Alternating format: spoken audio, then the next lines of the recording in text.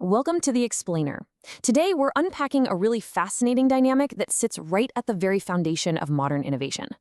When we think of engineering, we usually picture complex math, intricate schematics, maybe cutting-edge tech. But beneath all that structural integrity and lines of code, there's this highly complex tightrope walk of moral choices. Because engineering isn't just about what we can build, it's about what we should build. It's about the heavy responsibilities that come with literally having the power to shape the world around us. So put yourself in the hot seat for a second. Imagine you're working on a massive project, the kind that absolutely defines a career. The deadline is looming, budgets are super tight, and your manager asks you to bypass a standard safety protocol just this once, just to keep things on track. If your company asked you to build something you knew was potentially unsafe, would you know exactly when to walk away? It's pretty easy to say yes right now, right? But history is full of stark reminders, things the Challenger space shuttle disaster or the Ford Pinto fuel tank crisis, where compromised decisions had absolutely devastating real-world consequences. In the heat of the moment, with your livelihood on the line, the answer just isn't always so clear-cut. Okay, let's dive into this. The core metaphor for our whole discussion today is this: a scale, constantly balancing your rights and your responsibilities. As an engineer, you're granted specific professional rights, but they are constantly overlapping and interacting with your really profound societal responsibilities. You simply can't have one without the other. Understanding how these two sides push and pull against each other, well, that's the absolute key to navigating a successful and ethical professional career without ever compromising your values. Section 1. The Ethical Tightrope. While our established codes of ethics are fantastic compasses for defining our broader roles, they just can't possibly weigh or solve every single real-world dilemma you're going to face. Ultimately, you still have to walk that tightrope yourself. Section 2. The Rules of Secrecy. So let's shift gears a bit and look at the vital tension of confidentiality and why certain engineering information has to remain completely locked down to protect a company's competitive edge in the marketplace. Now, what's really interesting about this slide is the contrast between what we assume is a secret and what actually is. Obvious secrets like test results, product formulas, the blueprints for unreleased designs, those make perfect sense. But consider the less obvious ones. Did you know that the identity of your company's suppliers is considered highly confidential? Or your production yields? Seriously, even something as seemingly harmless as the exact number of employees working on a specific project could completely tip off a rival company to your marketing strategies and production costs. Crazy, right? Because of these incredibly high stakes, most companies enforce strict non-disclosure agreements, NDAs, that you've got to sign on day one. But if you step into the world of government or defense contracting, wow, the secrecy requirements become incredibly stringent. We are talking about strict security clearances here, the kind that are only granted after intense, deep-dive investigations by government security agencies before you can even glance at a project file. The responsibility to keep your mouth shut isn't just standard company policy in this space, it is quite literally a matter of national security. But what happens when you decide to move on? Let's put you back in the hot seat again. How long does confidentiality actually extend after an engineer leaves a company? Let's say you get this amazing new job offer at a rival tech firm in the exact same technical field. Are you legally required to keep your former boss's secrets forever?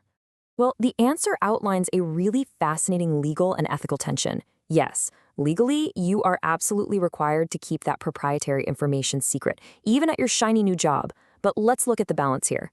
On one hand, you have your individual right to seek career advancement. You simply cannot be expected to perform a factory reset on your brain and just forget all the professional expertise you've gained over the years. But on the other hand, the company has an absolute right to keep its specific hard-earned information away from competitors. Ultimately, the heavy burden of making sure both of these competing interests are respected, that lies entirely with you, the individual engineer. Section 3. Conflicts and competition. So what happens when personal incentives threaten to tip the scales away from objective engineering? And this brilliantly illustrates how a conflict of interest happens. It's basically when a personal pursuit threatens a professional obligation, like two opposing forces just colliding. Take a real-world example. Imagine a civil engineer working for a state department of highways. Now imagine that same exact engineer has a secret financial stake in a private construction company, a company that is currently bidding on a new state highway project. That right there is a textbook actual conflict of interest. Their professional judgment on what's best for the public is fundamentally corrupted by their own desire for personal financial gain. This whole dynamic is heavily tied to competitive bidding, which actually has a wildly interesting history. Did you know that before the year 1890, engineering societies outright prohibited it? Yeah, they considered bidding undignified, and they were terrified that engineers would just race to the bottom, making price the absolute only factor rather than quality. But everything shifted with the Sherman Antitrust Act of 1890. The Supreme Court eventually ruled that banning bidding was actually an unfair restraint on free trade. So, in the modern era, competitive bidding is fully embraced because it allows less experienced but highly competent engineers to compete, it keeps public costs down, and it honestly promotes some incredible innovation. However, it's definitely not a perfect system. There is a very dark side to competitive bidding. The immense pressure to win contracts introduces massive temptations.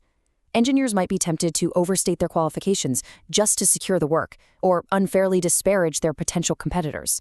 They might even try to subvert the whole process through shady back-channel contacts. But honestly, the most dangerous temptation? Submitting a lowball bid. If an engineering firm submits an impossibly low bid that actually gets accepted, they are suddenly trapped. They're forced into the terrible position of having to secretly cut corners on materials and safety just to complete the work at that bid price. It's a complete nightmare scenario. Section 4. The right to say no. Now let's flip the script for a minute from what you owe the company to what you owe your own conscience. Along with your professional responsibilities, you absolutely have fundamental rights. And perhaps the most powerful tool in an engineer's ethical toolkit is the right of conscientious refusal. It is exactly what it sounds like, the fundamental right to refuse to engage in unethical behavior. Let me be incredibly clear about this. No employer, no manager, and no corporate board has the authority to ask or pressure an employee into doing something that the employee considers immoral, unacceptable, or environmentally hazardous. Your conscience is the ultimate line in the sand. So, the crucial point is, how do we apply this to real, complex scenarios? The defense industry is a perfect example of this kind of ethical gray area. Weapons, fundamentally, are designed to end human life. Now, many reasonable professionals feel entirely ethically justified in working on these systems for national defense. But many others feel they cannot, in good conscience, work on designs that are used to kill others. And here is the core dilemma. Just because an engineer is sitting at a desk thousands of miles away from the battlefield, that physical remoteness from the violence does not erase the moral dilemma.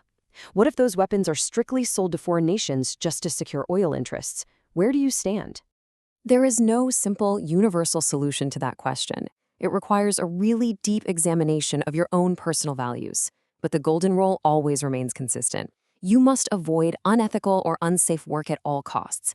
Your personal values simply have to tip the scales. You have to be willing to walk away from a project you deem unsafe, even if staying means securing a massive career advancement. And yep, even if leaving means losing a steady paycheck. At the end of the day, your integrity is the one thing you can never engineer a replacement for. Section 5, sounding the alarm. Let's move to and see how this builds into the ultimate balancing act, whistleblowing. Whistleblowing is the incredibly brave act of alerting the public or higher authorities of illegal or severely unethical behavior by your employer. It perfectly straddles that very thin line between your rights and your responsibilities. Because above all else, above NDAs, above winning competitive bids, and way above corporate loyalty, engineers have a duty to protect the health and safety of the public. So I'm going to leave you with this final provocative thought. When you are sitting at that desk, looking at a design flaw that your company desperately wants to cover up, where exactly do you draw the line between loyalty to your paycheck and your fundamental duty to protect human life? It's a really heavy question, but it's one every great engineer absolutely must be prepared to answer.